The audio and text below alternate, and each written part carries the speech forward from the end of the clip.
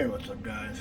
Finally to a point now where I'm going to tear into my uh, Baja 5B, the Kraken build that I got here, and we're going to convert it to electric. So let's just get right into it. I'm just going to do a tear down here and take my time. Probably going to be a couple, 2 or 3 videos, work on the conversion and things like that, kind of show a little bit more than what I normally do. So let's just get right to it. Okay, so there she is now. We've got the body off the top there. I'm going to take off the tires first, and then I'll start working on getting the rest of the bits off, like the tank. That should come off pretty easy. All the stuff in the front should stay.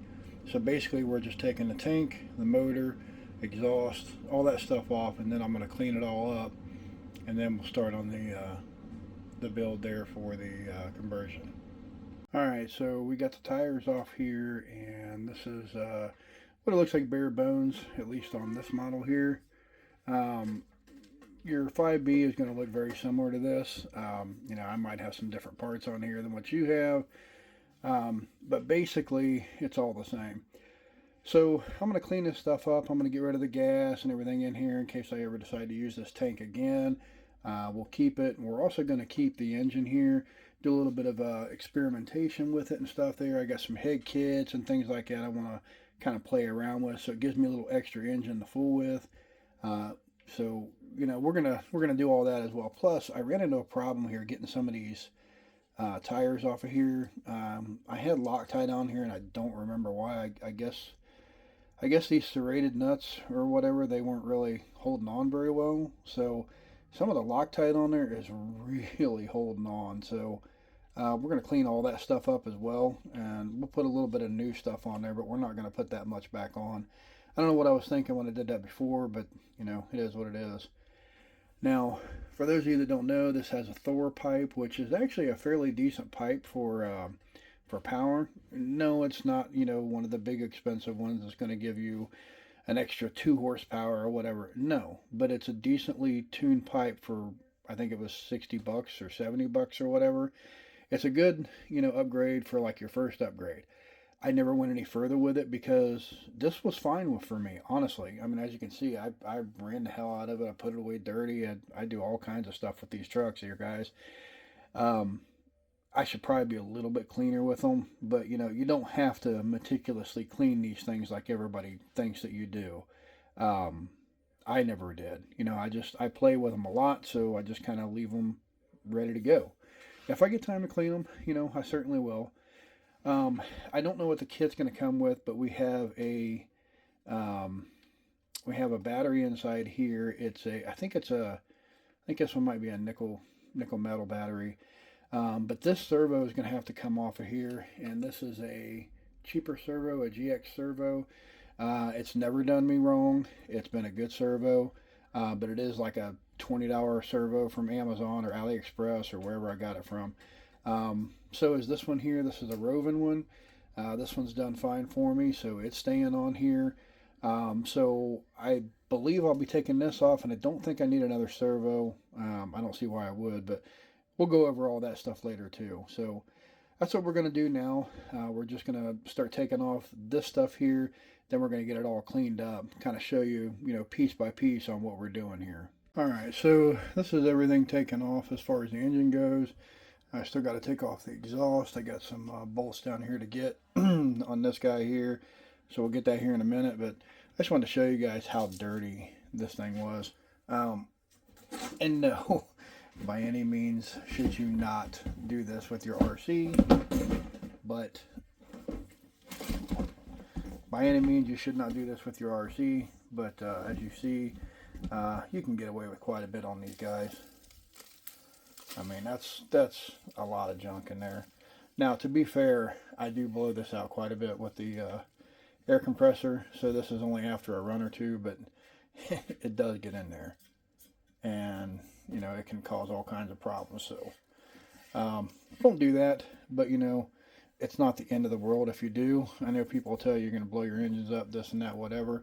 I've done this for quite a while, and I've done this to quite a few of them. It don't do that, but then again, I don't run all day long running hard and that kind of stuff either. So it is very possible. Just, make sure you take care of that area. Now, another thing I wanted to point out here on my fuel lines, when I take them out, I just put some screws in there. Nothing crazy, just something to kind of block the hole. And you take out your pins here, which are these guys right here. There's one on this side and two on this side. You just pop this thing up, comes right out of there. That's your fuel tank. So we'll set this to the side over here. Hopefully we're not leaking anywhere. And we have our motor down here. We're going to take a peek at that, just to kind of see what all's on it and all that jazz as well. And there we are. We're left with a bare chassis that I kind of just got to clean up and get prepped. Finish taking off the exhaust here. I don't know what parts back here are going to be removed and what's going to stay. I'm just kind of waiting to see what that kit has in it. So it's kind of why I'm not taking it all off. I do see a couple things here that I want to address. It looks like I might have a rip over here in this boot. I have tons of those boots hanging up somewhere over there. So I'll probably replace that before I get it back out again after the conversion. I got another one right there with a rip. They don't do anything, they're just kind of dust cover boots, but if I'm going to do it, might as well do it, right? So it's kind of the state we're in right now. I won't need this meter here anymore. This was to tell me what the voltage was on the battery, because I couldn't get the right kill switch that I wanted, and I was hell-bent on not using a dynamite, which I found out why the dynamite wasn't working. We'll go over that in another video. But I do know how to operate the dynamite now, so it will work on a truck like this. So long story short, that's what I was doing. I was just kind of looking at the voltage as I ran, just kind of watch it, and that's how I would do it. No, you don't want to do that. You always want to run with a kill switch, but if you don't, you do have to be careful. Okay, now we got things somewhat cleaned up here on the engine. I just want to show you a couple things here. Get these numbers cleaned up. I believe these are the right numbers. That is the flywheel cover or whatever. There is another one somewhere on the motor, which I don't know where that's at right now. It's probably underneath all that gunk, but I'm not going to worry about it. And this is why I didn't worry too much about it anyway, guys. I mean, look how free that spins. That's all I'm really worried about. Linkages are free and clear. Cleaned up the carburetor. And that is a Walbro 990 carb. Just so you guys can see. If I can get under the Walbro there. You can almost see it down there. So, also when I take these apart, I put a length of fuel hose on there with a screw on the end of it, just so nothing can get in there. That's just good practice, I think. I think I had this washer come off of something there. I don't know exactly where it went, so I'll put it in the pile over here. But as you can see here, the bottom's still pretty dirty, but not a lot of stuff that gets in here. Mainly it was just that strawy grass stuff. And it doesn't get a lot in there. Yeah, not as much as what you think. A lot of this is fuel and stuff where the exhaust here was leaking there for a while. So it kind of got down on the engine and kind of trapped a bunch of stuff there. But I mean, it's been a pretty good little engine. And, like I said, it had 990 carb on it. Produced some pretty good power.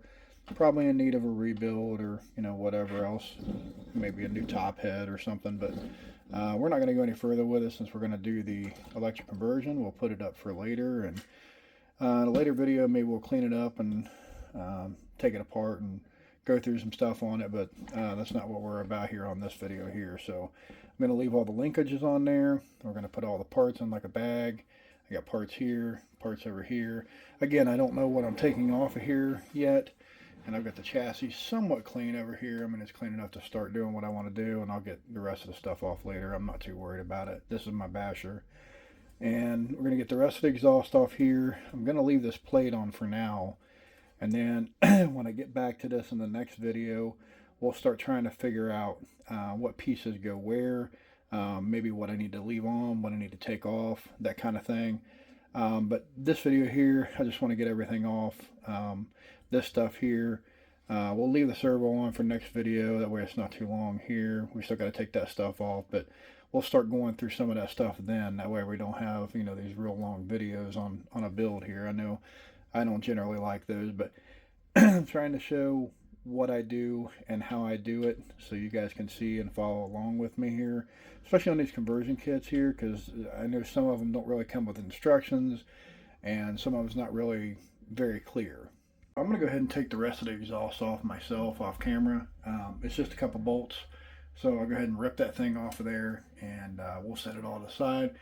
Put everything in like a little box, kind of get it kind of pulled to the side there. That way we could use it later on if we need to, rebuild it, whatever. I mean, you never know. I might want to put gas back in here.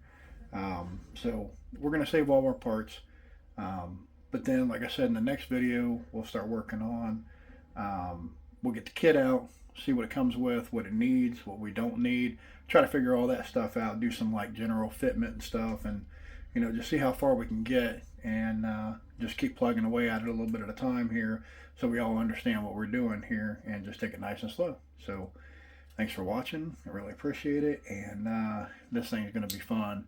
I got a feeling this is going to be nice. Just looking at it again, I got all the excitement brewing up again, and I'm starting to get excited again. So, yeah, I can't wait to dig in it further. See you on the next one, guys.